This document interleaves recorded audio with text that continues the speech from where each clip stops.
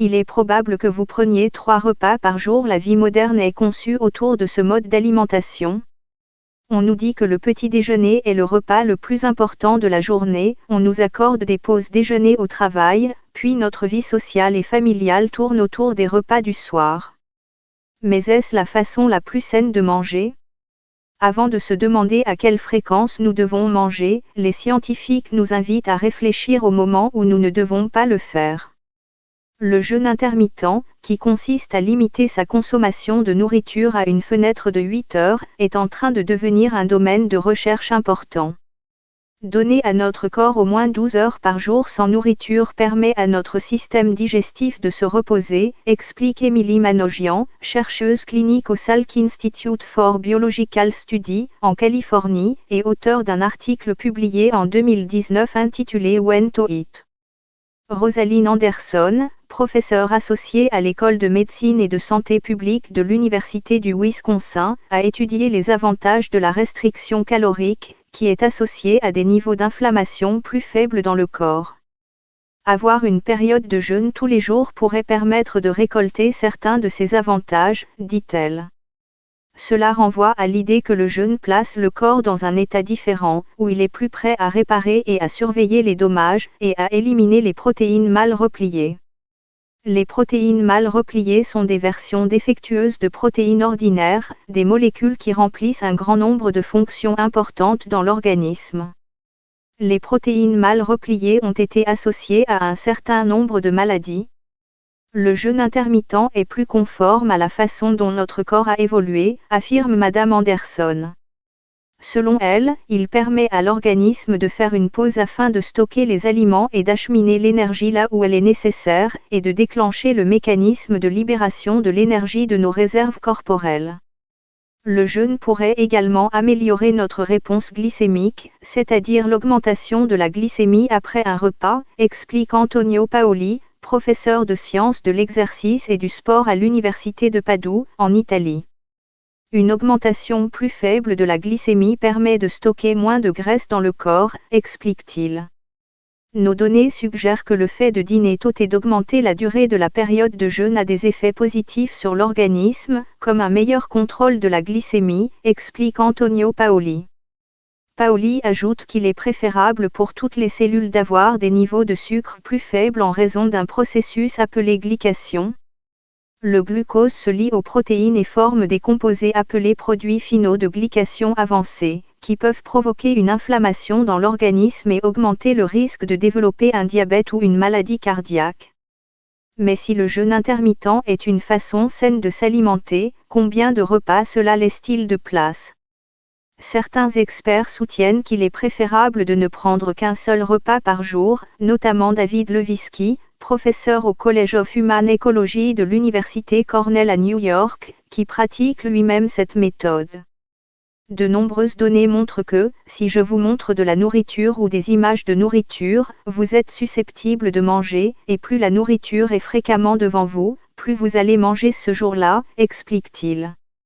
En effet, avant l'apparition des réfrigérateurs et des supermarchés, nous mangions lorsque la nourriture était disponible. Tout au long de l'histoire, nous avons consommé un repas par jour, y compris les Romains de l'Antiquité qui ne prenaient qu'un repas vers midi, explique l'historienne de l'alimentation Sarah Charrington-Olin. Un seul repas par jour ne nous laisserait-il pas une sensation de faim ? Pas nécessairement, affirme Levitsky, car la faim est souvent une sensation psychologique. Lorsque l'horloge indique 12 heures, nous pouvons avoir des envies de manger, ou vous pouvez être conditionné à prendre un petit déjeuner le matin, mais cela n'a aucun sens. Les données montrent que si vous ne prenez pas de petit déjeuner, vous allez manger moins de calories dans l'ensemble de la journée. Notre physiologie est conçue pour le festin et le jeûne, explique-t-il. Cependant, Levitsky ne recommande pas cette approche aux personnes atteintes de diabète.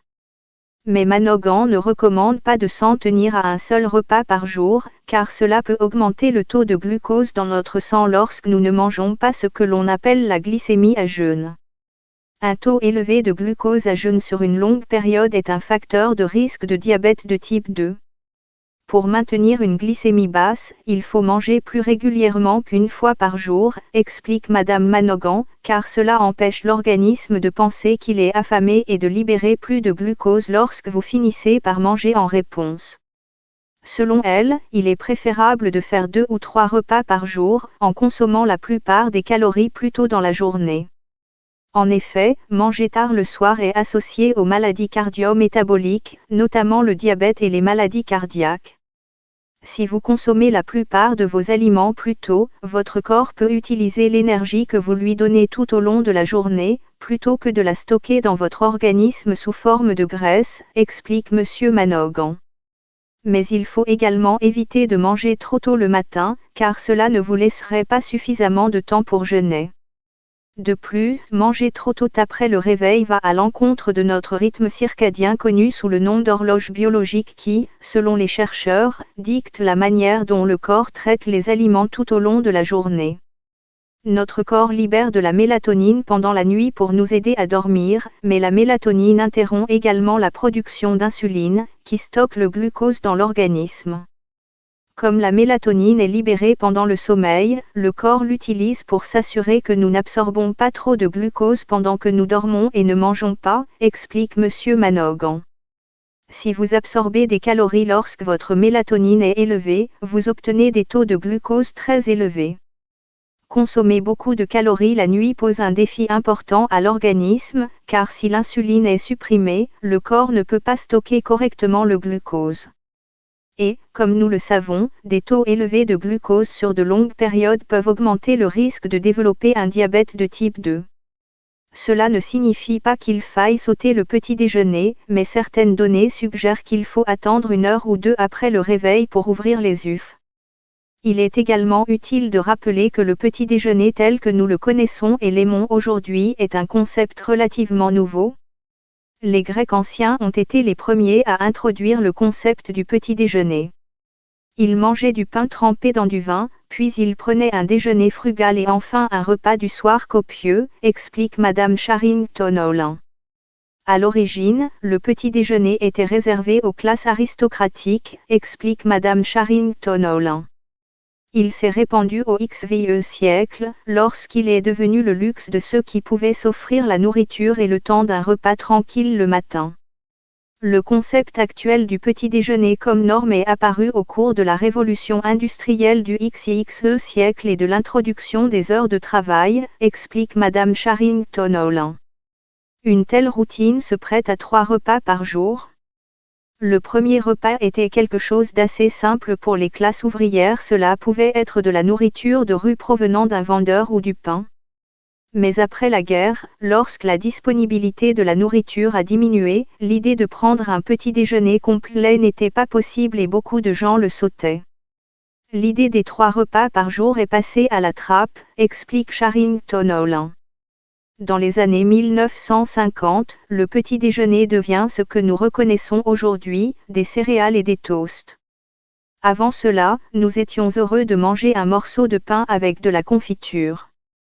Ainsi, la science semble dire que la façon la plus saine de manger tout au long de la journée est de faire 2 ou 3 repas, avec une longue fenêtre de jeûne pendant la nuit, de ne pas manger trop tôt ou trop tard dans la journée, et de consommer plus de calories plus tôt dans la journée. Est-ce réaliste?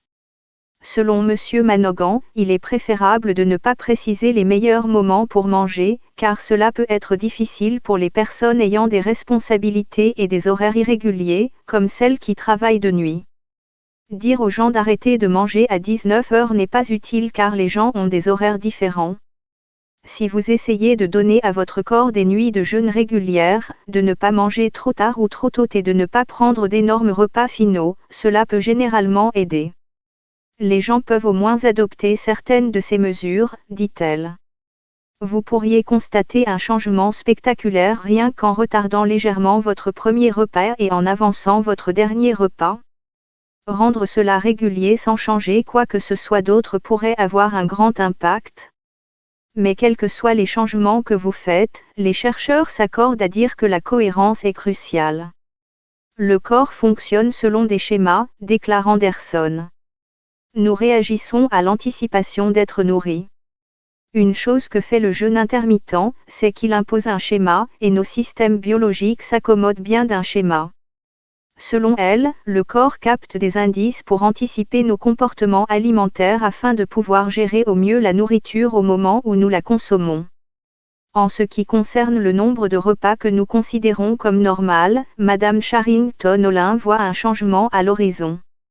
Au fil des siècles, nous avons été conditionnés à prendre 3 repas par jour, mais cette habitude est aujourd'hui remise en question et l'attitude des gens à l'égard de la nourriture est en train de changer.